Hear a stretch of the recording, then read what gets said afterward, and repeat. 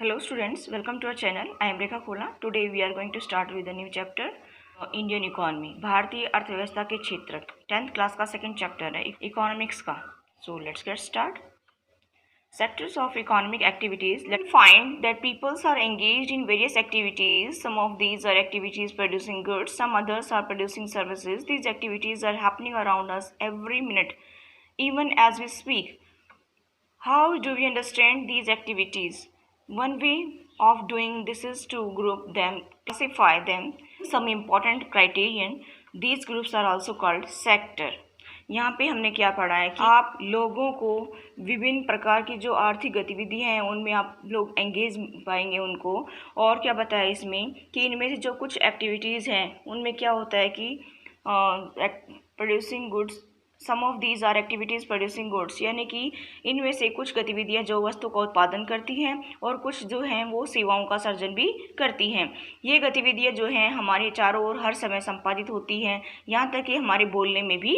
ठीक है, हम इन जो एक्टिविटीज़ हैं इनको कैसे समझ सकते हैं? इन्हें समझने का एक जो है तरीका है और ये कुछ महत्वपूर्ण मानदंडों के आधार पर इन्हें विभिन्न समूहों में वर्गीकृत कर दिया जाए.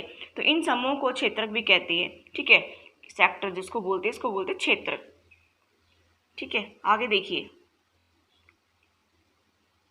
ये देखिए आप विभिन्न गतिविधियों में कार्यरत लोग हैं. ठीक है, ये देख सकते हैं आप विभिन्न एक्टिविटीज में कार्यरत है. ये we begin by looking at different kinds of economic activities. हम विभिन्न प्रकार की आर्थिक गतिविधियों से शुरू करते हैं. There are many activities that are undertaken by directly using natural resources. Take for example the cultivations of cotton. It take place within a crop season. For the growth of cotton plants we depend mainly but not entirely on natural factors like rainfall, sunshine and climate. The product of this activity, cotton, is a natural product. Similarly, in the case of an activity like dairy, we are dependent on the biology process of the animals and availability of foders, etc. The product here, milk, also is a natural product. Similarly, minerals and ores are also natural product. And when we produce a good by exploiting natural resources, it is an activity of the primary sectors. Why primary? This is because it forms the base of all the other products that we subsequently make, since most of the natural products we get from agriculture, dairy, fishing, forestry. This sector is also called agriculture and related sector. देखिए इसमें क्या बताया गया है. प्राकृतिक जो संसाधन है, नेचुरल रिसोर्सेज की बात हो रही है यहाँ पे कि जो प्राकृतिक संसाधनों के प्रत्यक्ष उपयोग में, डायरेक्टली यूजिंग, प्रत्यक्ष उपयोग पर आधारित अनेक जो है एक्टिविटीज़ हैं. जैसे कपास की खेती करना, ये एक मौसमी फसल है. ठीक है, कपास के पौधे की वृद्धि के लिए कपास के पौधे की बढ़ोतरी के लिए हम मुख्यतः न कि पूर्णतः प्राकृतिक कारकों जैसे वर्षा है, सूर्य का प्रकाश है, जलवायु है पर निर्भर करते हैं. ठीक है, कपास एक प्राकृतिक उत्पाद है. इसी प्रकार क्या है, डेयरी उत्पादन में हम पशु की जैविक प्रक्रिया और चारा आदि की उपलब्धता पर निर्भर होते हैं. इसका उत्पाद दूध भी एक प्राकृतिक उत्पाद है. ठीक है, इसी प्रकार देखें तो खनिज यानी कि मिनरल्स की बात करें तो खनिज और अयस्क भी प्राकृतिक उत्पाद हैं. जब हम प्राकृतिक संसाधनों का उपयोग करके किसी वस्तु का उत्पादन करते हैं तो इसे प्राइमरी सेक्टर कहते हैं. ठीक है, तो इसे प्राइमरी सेक्टर की एक्टिविटी कहा जाता है. अब आगे देखिए इसमें वाई प्राइमरी. प्राइमरी क्यों, प्राथमिक क्यों? क्योंकि ये उन सभी उत्पादों का आधार है जिन्हें हम निर्मित करते हैं. ठीक है, यानी कि ये जो हम कोई नया तैयार माल करते हैं तो उसका मतलब ये आधार है जिसको हम प्राथमिक क्षेत्र की गतिविधि कहते हैं. जैसे कपास वगैरह है तो क्या इससे कपड़ा बुनते हैं तो उत्पादन हो गया उसका. ठीक है, तो सबसे पहले तो हमें कपास चाहिए ना, कच्चे माल के रूप में उसको उपयोग करेंगे. ठीक है, उसके बाद में हम निर्मित करेंगे उससे कुछ माल. देखिए अधिकांश जो प्राकृतिक उत्पाद है जैसे कृषि है, डेयरी है, मत्स्य है और वनों से प्राप्त करती हैं. इसलिए इस क्षेत्र को कृषि और सहायक क्षेत्र भी कहा जाता है. ठीक है, दूसरा देखिए सेकेंडरी सेक्टर की बात हम जब करते हैं तो secondary sector covers activity in which natural products are change into other forms through way of manufacturing that we associate with industrial activity. It is the next step after primary. The product is not produced by nature, but it has to be made, and therefore some process of manufacturing is essential. This could be in a factory, a workshop, or at home. For example, using cotton fiber from the plants. आगे देखिए इसमें We spin yarn and weave cloth using sugarcane as a raw material. We make sugar or wood. We convert earth into bricks and use bricks to make houses and buildings. Since this sector gradually became associated with the different kinds of industries that came up, it is also called as industrial sector. यानी कि secondary sector की जब हम बात कर रहे हैं तो इसमें सेकेंडरी सेक्टर में क्या बताया गया है, देखिए सेकेंडरी सेक्टर यानी कि द्वितीयक क्षेत्र में द्वितीयक क्षेत्र की जो एक्टिविटीज़ है उनके अंतर्गत क्या आता है, जो प्राकृतिक उत्पादों को विनिर्माण प्रणाली के जरिए क्या करते हैं, हम अनेक रूपों में बदल देते हैं, ठीक है। और ये प्राथमिक क्षेत्र के बाद अगला कदम होता है, नेक्स्ट कदम होता है, जो हमारा नेक्स्ट स्टेप जो होता है, पहले प्राथमिक क्षेत्र में यानी कि जो कच्चा माल प्राप्त करते हैं, उसके बाद में द्वितीयक क्षेत्र यानी कि सेकेंडरी सेक्टर की बात होती है, ठीक है। और यहाँ पर वस्तुएं सीधे प्रकृति से उत्पादित नहीं होती है बल्कि निर्मित की जाती हैं, इसलिए विनिर्माण की प्रक्रिया जरूरी है। यह प्रक्रिया किसी कारखाने, किसी कार्यशाला या घर में हो सकती है। जैसे कपास के पौधे से हम रेशे प्राप्त करके हम उससे सूत काटते हैं और कपड़ा बुनते हैं।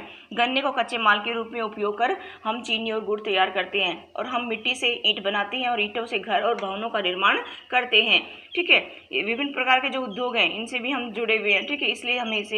इसलिए इसे औद्योगिक क्षेत्र भी कहा जाता है, यानी कि सेकेंडरी सेक्टर जो है। देखिए सेकेंडरी सेक्टर में क्या होता है कि जो कच्चे माल से विनिर्माण करके हम नया माल उत्पादन करते हैं, ठीक है। आगे देखिए, इस पर primary and secondary, there is a third category of activities that falls under tertiary sector and is different from the above two. These are activities that helps in the development of the primary and secondary sectors. These activities by themselves do not produce a good, but they are an aid or support for the production process. For example, goods that are produced in the primary or secondary sectors would need to be transported by trucks or trains and then sold in wholesale and retail shops. At times, it may be necessary to store these in godowns. We also may need to talk to others over telephone or send letters, communications, or borrow money from banks. Banking to help productions and trade, transport, storage, communications, banking, trades are some example of tertiary activities. Since these activities generate service rather than goods, the tertiary sector is also called the service sector. ठीक है, देखिए इसमें क्या बताया गया है। जो प्राथमिक और द्वितीयक क्षेत्र के जो अलावा जो आर्थिक गतिविधियों की तीसरी श्रेणी भी है जो तृतीयक क्षेत्र के अंतर्गत आती है, टर्शरी सेक्टर जिसको बोला जाता है, ठीक है।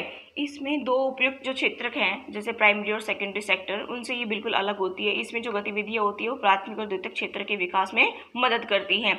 और जो ये एक्टिविटीज़ हैं इसमें क्या होता है कि वस्तुओं का उत्पादन नहीं होता है बल्कि क्या किया जाता है कि जो उत्पादन प्रक्रिया में सहयोग या मदद करती हैं, ठीक है। जैसे प्राथमिक और द्वितीयक क्षेत्र यानी कि प्राइमरी और सेकेंडरी सेक्टर द्वारा जो उत्पादित वस्तुओं को क्या करती है कि थोक और खुदरा विक्रेताओं को बेचने के लिए यानी कि होलसेल और रिटेलर्स को बेचने के लिए ट्रकों और ट्रेनों द्वारा परिवहनों की जरूरत पड़ती है। कभी कभी क्या होता है कि वस्तुओं को गोदामों में भंडारण करने की आवश्यकता भी होती है, ठीक है। और क्या करना पड़ता है कि हमें उत्पादन और व्यापार में अपने आसानी के लिए, सहूलियत के लिए टेलीफोन पर दूसरों से बातचीत करना, बैंकों से कर्ज लेने की भी आवश्यकता होती है, ठीक है। अब देखिए इसमें बताया है कि परिवहन की बात आ रही है इसमें कि परिवहन, भंडारण, संचार, बैंक सेवाएं, ये जो है और व्यापार तृतीयक गतिविधियों की कुछ एग्जाम्पल हैं, ठीक है। आगे इसमें देखिए, ये जो एक्टिविटीज़ हैं वस्तुओं के बजाय सेवाओं का सर्जन करती हैं और इसलिए इसे तृतीयक क्षेत्र कहा जाता है, ठीक है। आगे देखिए इसमें जब हम आगे बात करें कि service sector also include some essential services that may not directly help in production of goods. For example, we require teacher, doctor and those who provide personal services such as washerman, barbers, cobblers, lawyers and people to do administrative and accounting works. In recent times, certain new services based on information technology such as internet cafe, ATM booths, call center, software companies etc. have become important.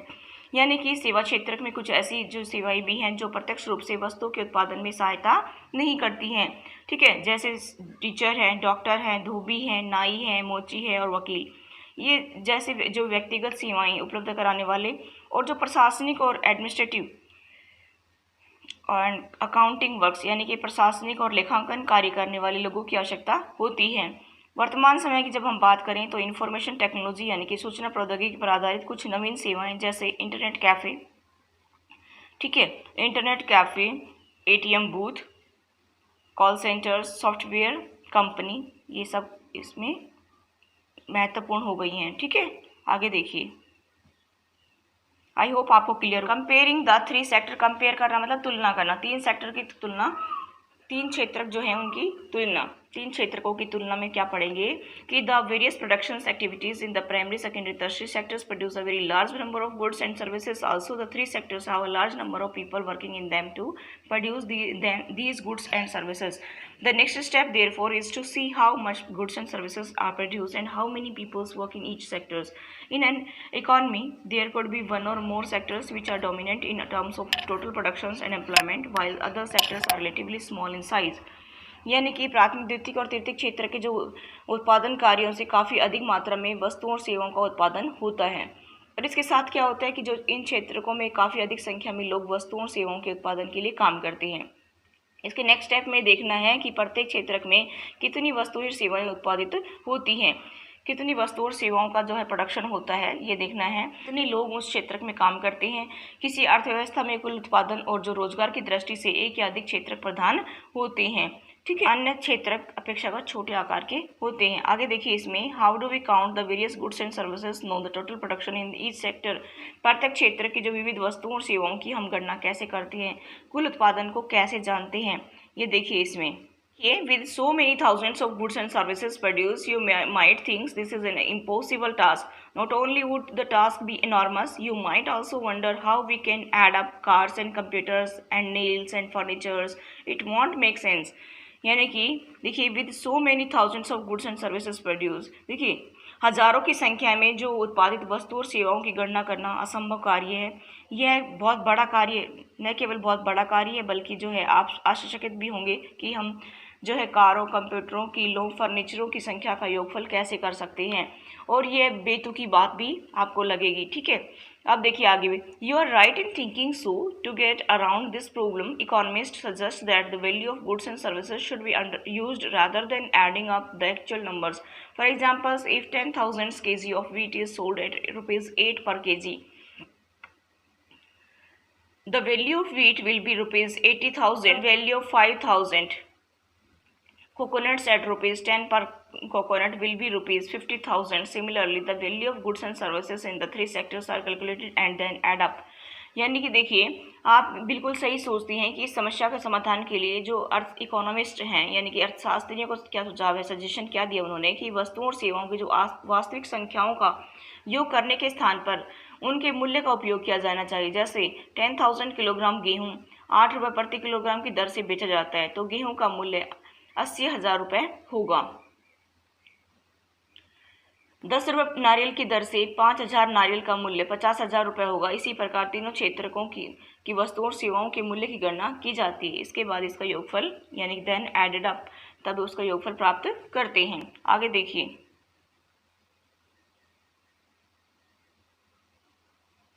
Remember there is one precautions one has to take, not every goods that is produced and sold needs to be counted. It makes sense only to include the final goods and services. Take for instance a farmer who sells wheat to a flour mill for rupees 8 per kg. The mill grinds the wheat and sells the flour to a biscuit company for rupees 10 per kg. The biscuits company use the flours and things such as sugar and oil to make 4 packets of biscuits. It sells biscuits in a market to the consumers of rupees 60. rupees 15 per packet. Biscuits are the final goods, that is goods that reach the consumers.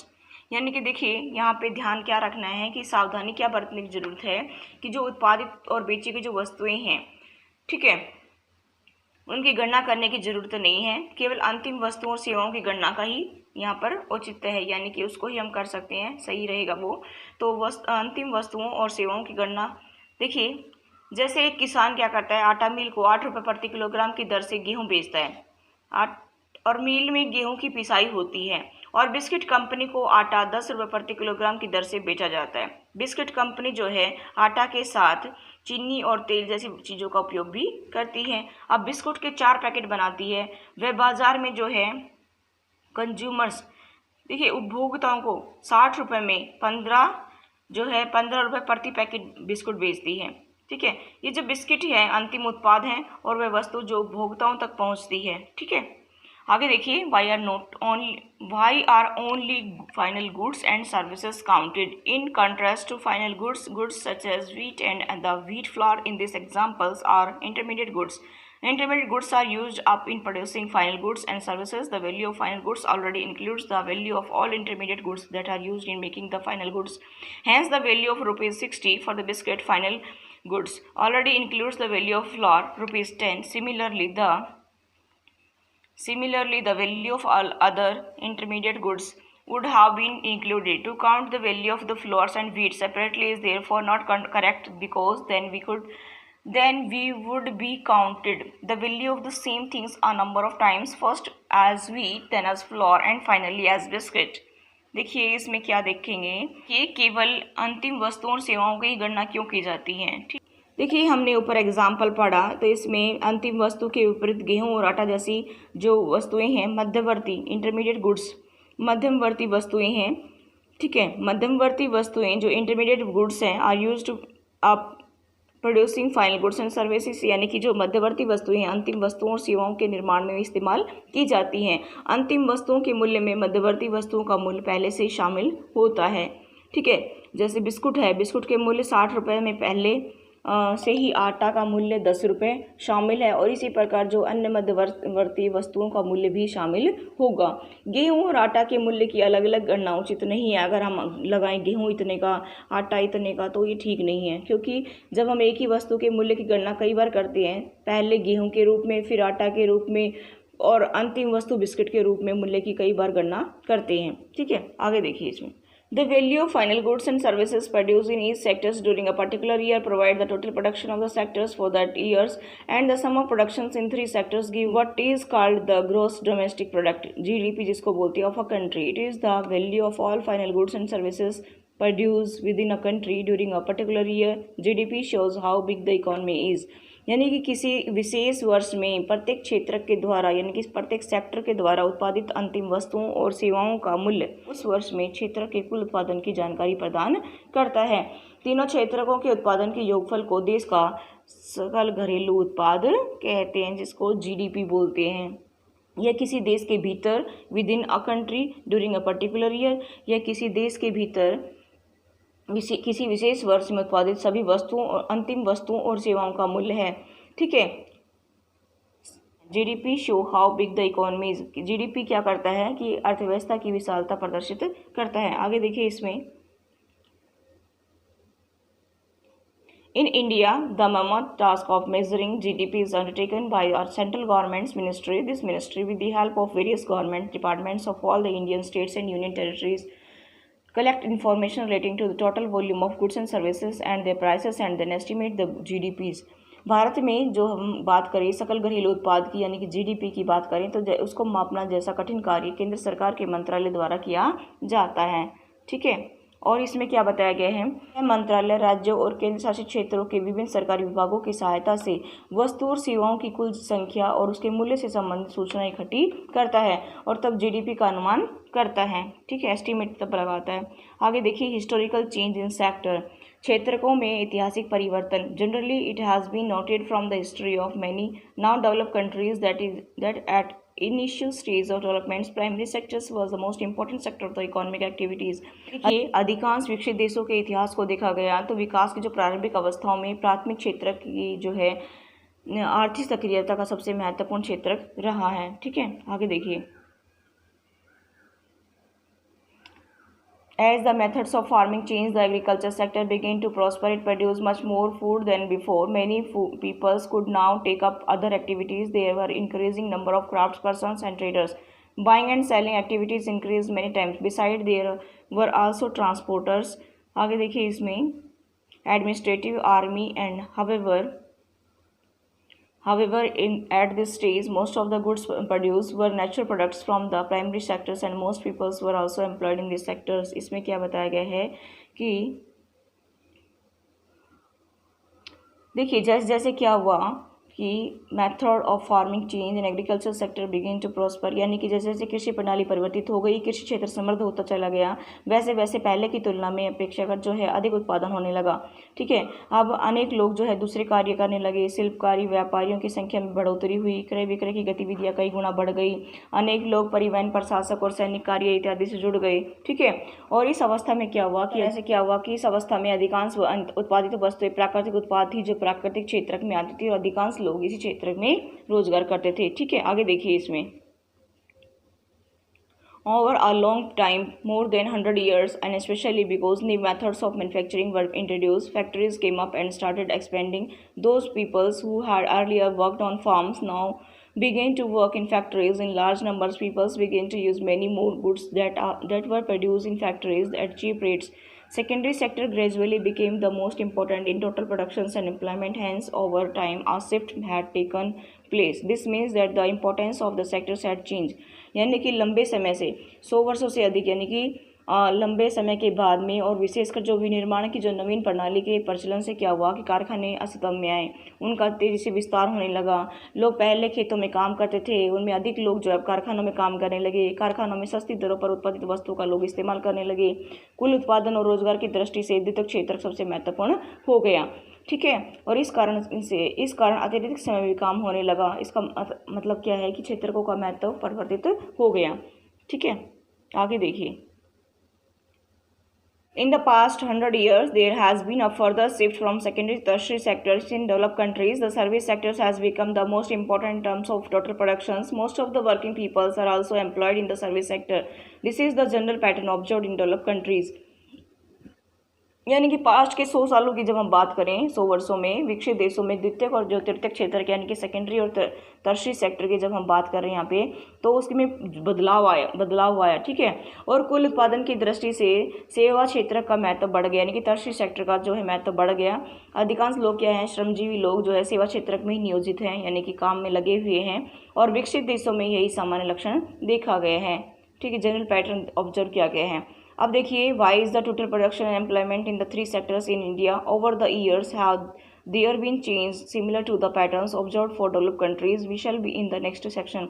देखिए, भारत में तीनों क्षेत्रों का जो कुल उत्पादन और रोजगार कितना है और पिछले वर्षों में विकसित देशों में देखे गए पैटर्न के समरूप क्या भारत में भी परिवर्तन हुआ है। ठीक है, आई होप आपको क्लियर हुआ होगा। ठीक है, आगे देखिए इसमें rising importance of tertiary sector in productions. उत्पादन में तृतीय क्षेत्र का बढ़ता महत्व, इम्पोर्टेंस। ठीक है, over the 40 years between 1973 to 74 and 2013-14, while productions in all the 3 sectors has increased, it has increased the most in the tertiary sectors. As a result, in the years 2013-14, the tertiary sectors has emerged as the largest producing sectors in India, replacing the primary sectors. देखिए, why is the tertiary sector becoming so important in India? There could be several reasons. इसमें क्या बताया गया है कि जब हम बात करें कि वर्ष 1973-74 की और जो 2013-14 की, तो क्या हुआ कि जो ये सभी क्षेत्रों में उत्पादन में वृद्धि हुई है। ठीक है, और जो है 2013-14 की बात करें तो जो है प्राथमिक क्षेत्र को पीछे छोड़ करके तृतीयक क्षेत्र जो है वो ज़्यादा उभरा है। ठीक है, अब भारत में तृतीयक क्षेत्र कितना महत्वपूर्ण हो गया है, इसके कई कारण हो सकते हैं। देखिए, क्यों भारत में तृतीयक क्षेत्र कितना महत्वपूर्ण हो गया, इसके कई कारण हो सकते हैं, सेवरल रीजंस हो सकते हैं। ठीक है, फर्स्ट देखिए, first in any country several services such as hospital, education institutes, post and telegraph services, police station, courts, village administrative office, municipal corporation, defence, transport, banks, insurance companies, etc. are required. These can be considered as basic service. In our developing countries, the government has to take responsibilities for the provision of these services. किसी भी देश में अनेक सेवाओं की, जैसे इसमें बताया मैंने कि जो हॉस्पिटल्स की, एजुकेशन इंस्टीट्यूट्स की, पोस्ट टेलीग्राफ सर्विसेज की, पुलिस स्टेशंस की, विलेज एडमिनिस्ट्रेटिव ऑफिस की और municipal corporations, defence, bank, insurance company, इनकी ज़रूरत होती है और इन these can be consider as basic services, इनको बुनियादी सेवाएं कहा जाता है। ठीक है, और क्या होता है कि किसी विकासशील देश में इन सेवाओं के प्रबंधन की जिम्मेदारी कौन उठाता है, सरकार उठाती है। आगे देखिए, second, the development of the agriculture industry leads to the development of service such as, आगे देखिए, transport, trade, storage and the like. As we have already seen, greater the development of the primary and secondary sectors, more would be the demand for such services. यहाँ पे क्या बताया गया है, यानी कि सेकंड बात क्या है, जो है कि कृषि और उद्योग के विकास से परिवहन, व्यापार और जो है स्टोरेज वाली जो बात है, यानी कि भंडारण जैसी सेवाओं का विकास होता है। और प्राइमरी और सेकेंडरी सेक्टर का विकास जितना ज़्यादा होगा, ऐसी सेवाओं की मांग उतनी ही अधिक होगी। थर्ड क्या है कि as income levels rise, certain sections of people start demanding many more services like eating out, tourism, shopping, private hospitals, private schools, professional training, etc. You can see this change quite sharply in cities, especially in big cities.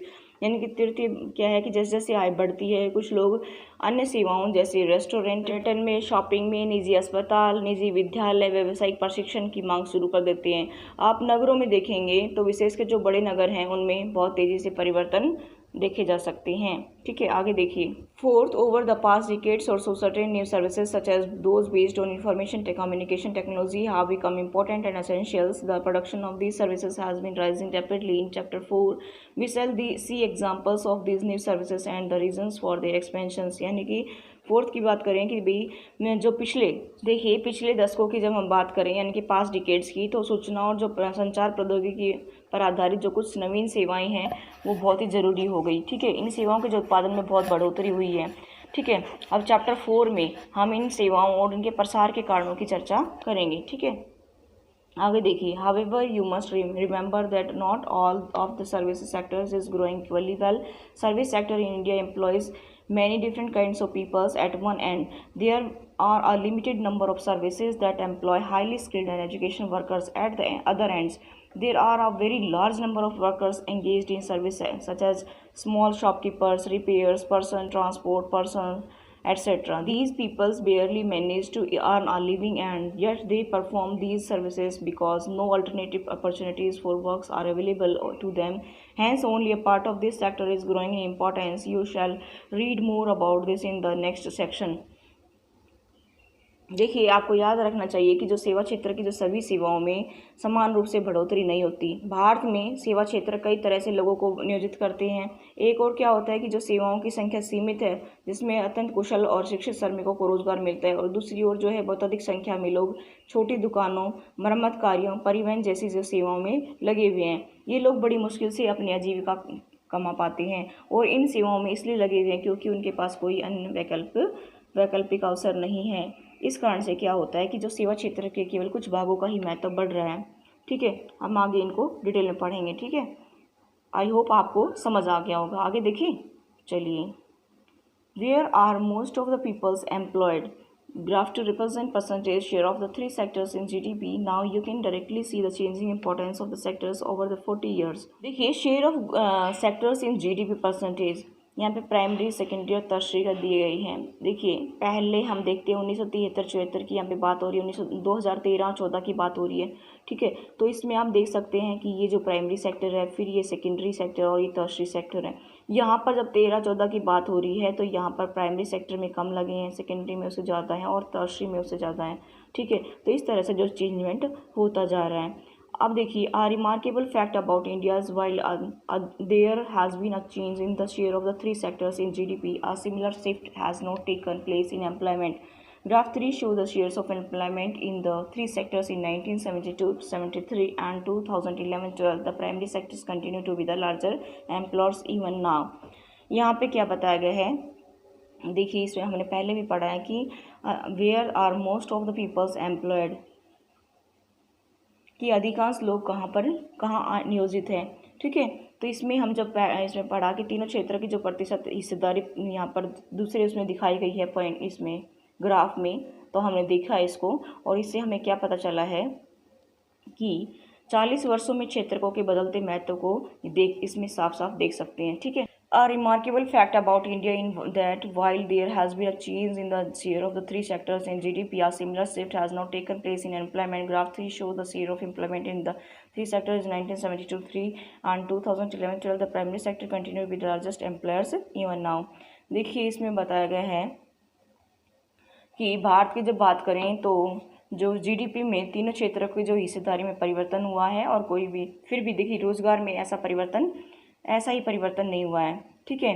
और वर्ष 1972-73 की बात करें और जो 2011-12 की बात करें तो वर्ष जो है इनमें क्या हुआ कि रोजगार की जो हिस्सेदारी को ये दिखाते हैं कि आज भी क्या हो रहा है कि जो प्राथमिक क्षेत्र में जो है ज़्यादा लगे हुए हैं। ठीक है। आगे देखिए, Y didn't similar shift out of primary sectors happen in case of employment? It is because not enough jobs were created in the secondary and tertiary sectors even though industrial output or the productions of goods went up by more than 9 times during the periods, employment in the industry went up by around 3 times. Thus same applies to the tertiary sectors as well. While production in the service sectors rose by 14 times, employment in the service sectors rose around 5 times. यानी कि प्राथमिक क्षेत्र से रोजगार का ऐसा ही जो क्षेत्र स्थानांतरण क्यों नहीं हुआ है। ठीक है। और इससे क्या हुआ कि द्वितीयक और तृतीयक क्षेत्र में रोजगार के पर्याप्त अवसरों का जो सर्जन नहीं हुआ है, और क्योंकि ज़्यादातर लोग प्राइमरी सेक्टर में लगे हुए हैं। अब देखिए इसमें बात आ रही है कि जो है even though industrial output or the production of goods went up by the more than 9 times during the period, employment in the industry went up by around 3 times.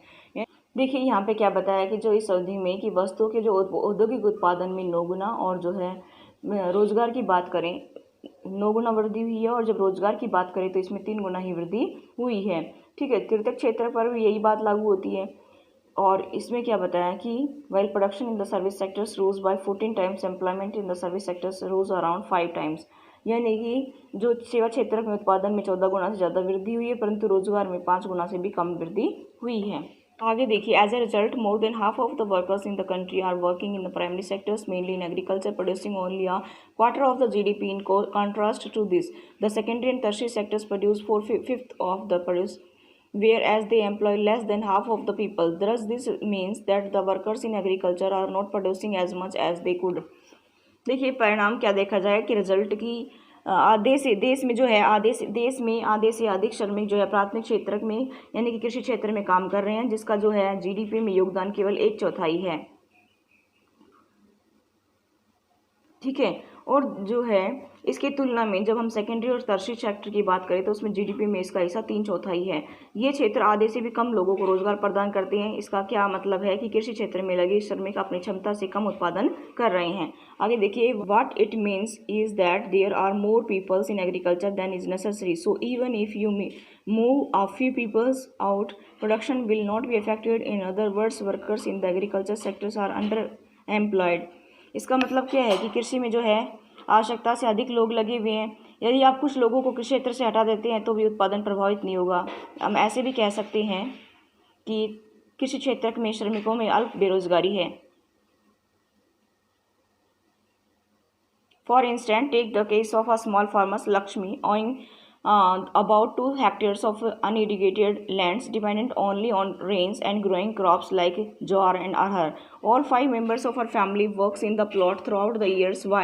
They have nowhere else to go for work. You will see that everyone is working. None remains idle, but in actual fact, their labor efforts get divided. Each one is doing some works, but no one is fully employed. This is the situation of underemployment, where peoples are apparently working but all of them are made to work less than their potential. This kinds of देखिए इसमें क्या बताया कि this kinds of underemployment is hidden in contrast to someone who does not have a job and is clearly visible as unemployment. Hence it is also called disguised unemployment. इसमें क्या बताया है, आगे देखिए कि इसमें बताया कि एक लक्ष्मी का हमने एग्जाम्पल लिया है। लक्ष्मी क्या है, छोटे किसान है जिसके पास 2 हेक्टेयर अनइरिगेटेड लैंड मतलब असिंचित भूमि है और सिंचाई के लिए केवल वर्षा पर ही वो निर्भर करती है। और क्या क्या फसल उगाती है, ज्वार और अरहर जैसी फसल उगाती है। ठीक है। उसके परिवार के पास सभी जो 5 सदस्य है उस भूमि पर वर्ष भर काम करते हैं। क्यों? इसमें बताया कि why they have nowhere else to go for work, क्योंकि उन्हें कहीं और रोजगार उपलब्ध नहीं है और इसमें प्रत्येक व्यक्ति काम कर रहा है, कोई बेकार भी नहीं है। ठीक है। लेकिन वास्तव में उनका श्रम प्रयास विभाजित है, प्रत्येक व्यक्ति कुछ काम कर रहा है परंतु किसी को भी पूर्ण रोजगार प्राप्त नहीं है। ठीक है। अल्प बेरोजगारी की स्थिति है जहां लोग प्रत्यक्ष रूप से काम कर रहे हैं, लेकिन देखिए आगे इसमें जहां लोग प्रत्यक्ष रूप से काम कर रहे हैं लेकिन सभी अपनी क्षमता से कम काम कर रहे हैं। इस प्रकार की जो अल्प बेरोजगारी को छुपी हुई बेरोजगारी कहा जाता है। ठीक है, यह उन लोगों की बेरोजगारी जिसके पास कोई रोजगार नहीं है और बेकार बैठे हुए हैं से बिल्कुल अलग है। ठीक है, इसलिए इसे पर्सनल बेरोजगारी यानी कि डिसगाइज अनएम्प्लॉयमेंट कहा जाता है। Now supposing a landlord Sukhram comes and hires one of the two members of the family to work on his land, Lakshmi's family is now able to earn some extra income through wages. Since you do not need 5 people to look after that small plots, 2 people moving out does not affect productions on their farm. In the above examples, 2 people may move to work in a factory. Once again, the earning of the family would increase and they would also continue to produce as much would produce too much from their land. ठीक है, अब इसके बारे में क्या बताया गया है कि supposing a landlord Sukhram comes and hire one of 2 members of the family to work on his land, यानी कि अब मान लेते हैं कि एक जो भूस्वामी है सुखराम, ठीक है, और अपनी जमीन पर काम करने के लिए लक्ष्मी के परिवार के 1 या 2 सदस्यों को भाड़े पर ले आता है। अब लक्ष्मी के परिवार के मजदूरों के द्वारा कुछ अतिरिक्त आय होती है। आपको छोटे से भूखंड पर काम करने के लिए 5 लोगों की जरूरत नहीं है। 2 लोगों के चले जाने से कृषि उत्पादन प्रभावित नहीं होता है। देखिए एग्जाम्पल यहाँ पे देखा कि 2 सदस्य किसी कारखाना में भी काम करने के लिए जा सकते हैं। एक बार फिर परिवार की कमाई में बढ़ोतरी होगी और वे लोग अपनी भूमि से पहले जैसा उत्पादन करते रहेंगे। आगे देखिए इसमें there are lakhs of farmers like Lakshmi in India. This means that even if we remove a lot of people from agriculture sectors and provide them with proper work elsewhere, agriculture productions will not suffer. The incomes of the people who take up other works would increase the total family income. यानी कि देखिए भारत में जो लक्ष्मी की तरह लाखों किसान हैं, इसका मतलब है कि हम कुछ लोगों को कृषि क्षेत्र से हटा करके उन्हें कहीं और समुचित रोजगार उपलब्ध करा दे तो भी कृषि उत्पादन पर बुरा प्रभाव नहीं पड़ेगा। कोई अन्य रोजगार करने से लोगों की आय से परिवार की कुल आय में वृद्धि होगी।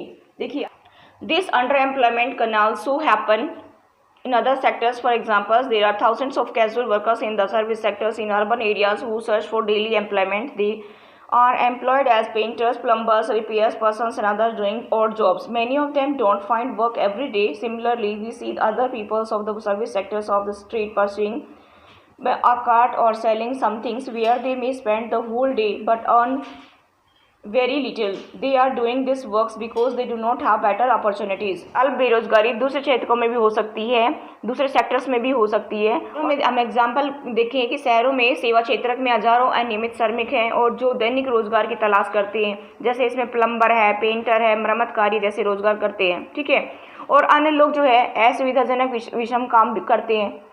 ठीक है, उनमें से कई रोजाना कमा नहीं पाते। इस तरह से देखते हैं कि सेवा क्षेत्र के कुछ लोगों को सड़कों पर ठेला खींचते हुए कुछ चीज़ें बेचते हुए देखते हैं, जहाँ वे पूरा दिन बिता देते हैं, बहुत ही कम कमाते हैं। ठीक है, वे काम इसलिए कर रहे हैं क्योंकि उनके पास कोई बेहतर अवसर नहीं है। That's all for today. Thank you. Have a nice day.